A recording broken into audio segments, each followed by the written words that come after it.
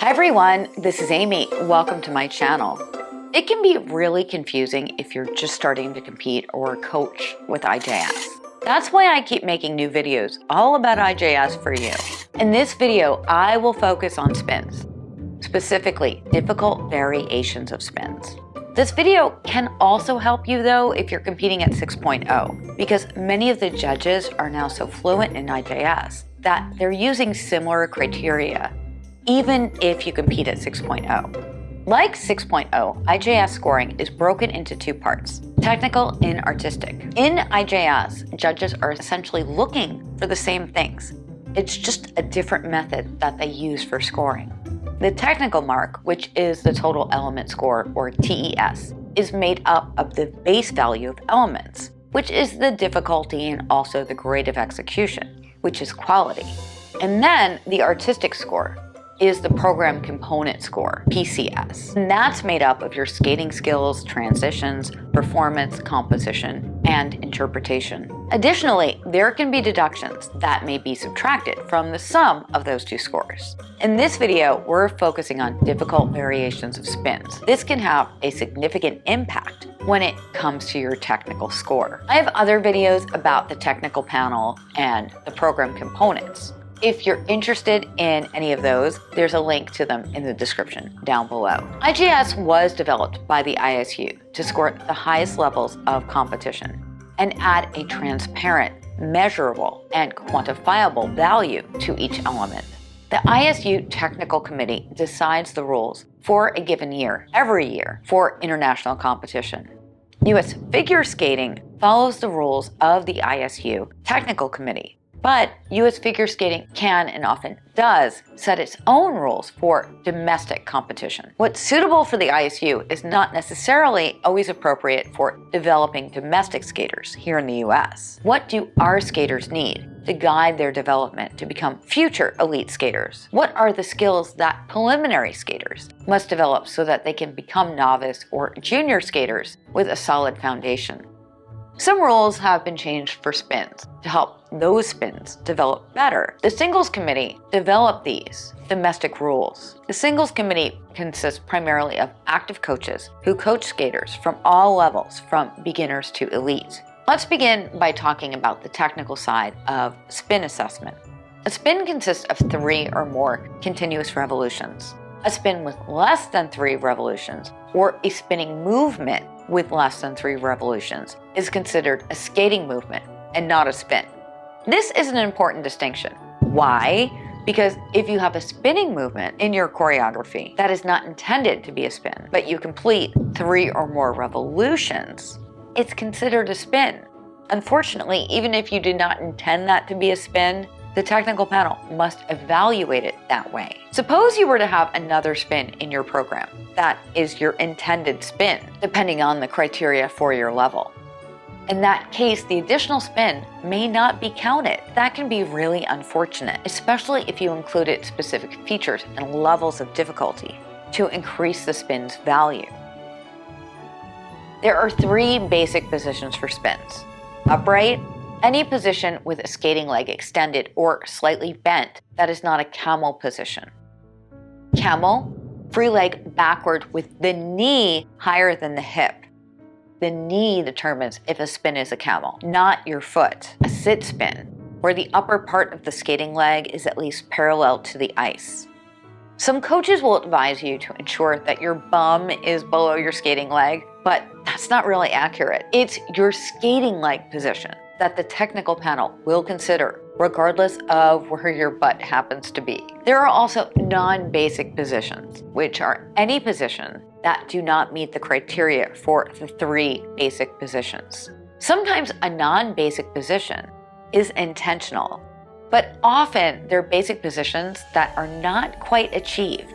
If, for example, an intended sit position, that's a bit too high, your skating leg is not parallel. This is a non-basic position. Or maybe it's an upright spin where your skating leg is too bent. This would be a non-basic position. Possibly you're attempting a camel and your knee and your free leg is not higher than your hip. This is another non-basic position. You can think of non-basic positions as something in between. It's not quite a basic position.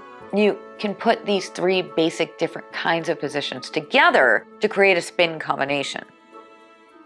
To be considered a combination, your spin must include a minimum of 2 basic positions with 2 revolutions in each of the positions.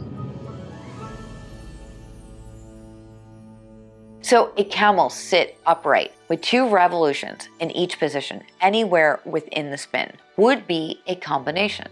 This sounds simple, but you must count your revolutions and make sure you're getting at least 2 full revolutions in each position. With change of foot combination spins, you must have at least 3 revolutions before and 3 revolutions after the change of foot. A feature in a spin would increase its level and ultimately the spin's value. Generally, one feature will elevate your spin up 1 level of difficulty. There are various features and ways that you can increase your level.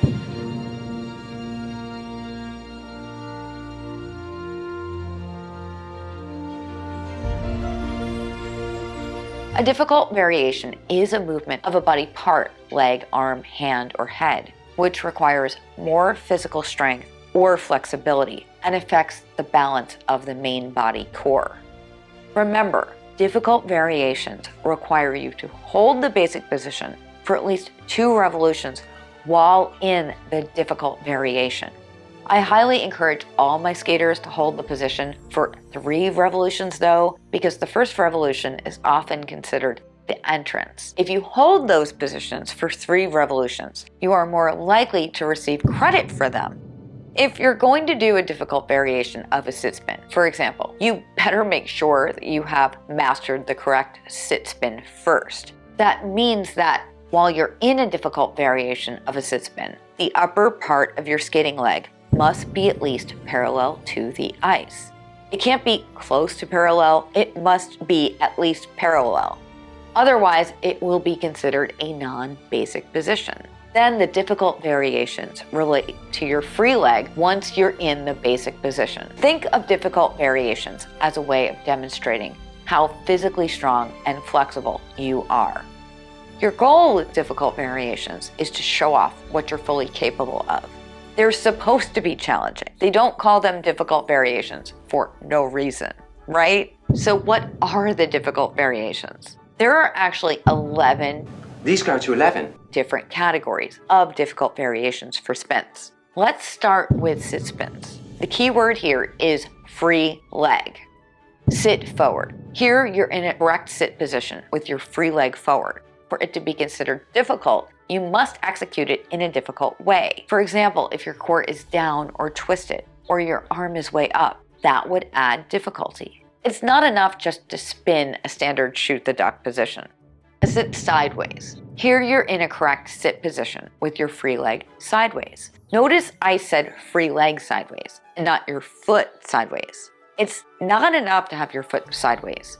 You must have your leg sideways. Sit behind. Here your free leg must be behind you once you're in the correct sitting position. These get reviewed pretty frequently in slow motion.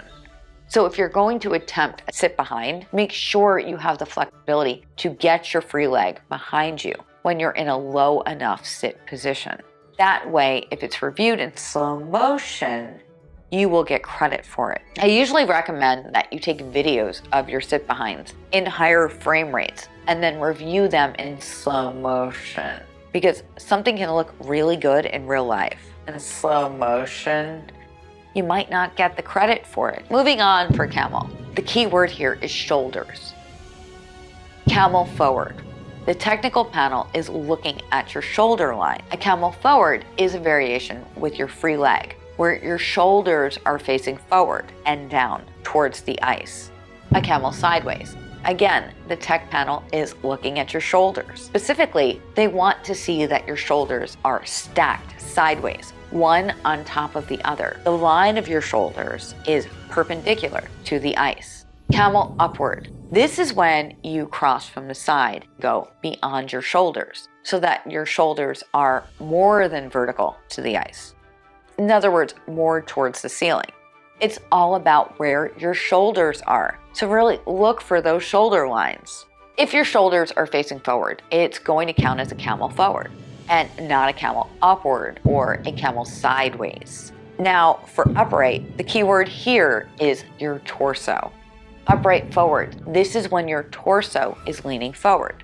You can execute this with your free leg straight and the free leg bent, the free leg tucked across in the front, but it all has to do with your torso. Upright straight and upright sideways. This is when your torso is straight or vertical. Upright Biellmann. We sometimes think of a Biellmann as a separate spin, but it's also an upright spin. This is when your free leg is pulled from behind to a position higher than your head, towards the top of the head, close to the spinning axis of the skater. Upright layback. This is when you're in a difficult variation of an upright in a laid back position. Now, let's discuss difficult variations of non-basic positions.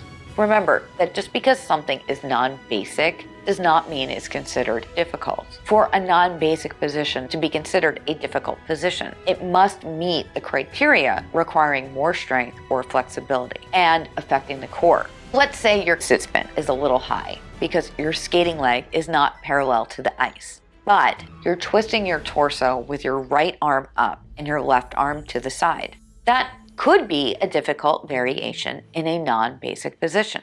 However, it can't be just a little twist. You must be in a difficult position that meets the definition for it to be called as such. Each category can only be used once per program for a level feature. The first attempt is the only one that is counted, whether the difficult variation is actually achieved. A difficult variation is considered as attempted when this variation is clearly visible, independent of whether this variation was counted or not. A difficult variation in a non-basic position is considered a level of difficulty feature, what we call a level in a spin combination only. If a difficult variation in a non-basic position of a spin combination is quite similar to one of the executed difficult variations in a basic position, the last performed of these two difficult variations will not be counted as a level feature. Once a difficult variation has been attempted and another difficult variation of the same category is executed, the second one of the two difficult variations cannot be counted. That said, any additional feature, such as 8 revolutions, change of edge, increase in speed, executed in this difficult variation can still be counted. US Figure Skating has a chart in Members Only under Single Rules and Resources, Technical Panel Information that you can reference to. Did you find this video helpful? If so, please give it a like and share it with somebody else that it could help. You know what? Just post it on your social media too. I post videos every week that can help you with your skating, your fitness, nutrition, and ultimately live your best life. So remember to subscribe and ring that bell so that you never miss a video. This is Amy. Happy skating. Thank you for watching. I will see you real soon. Bye.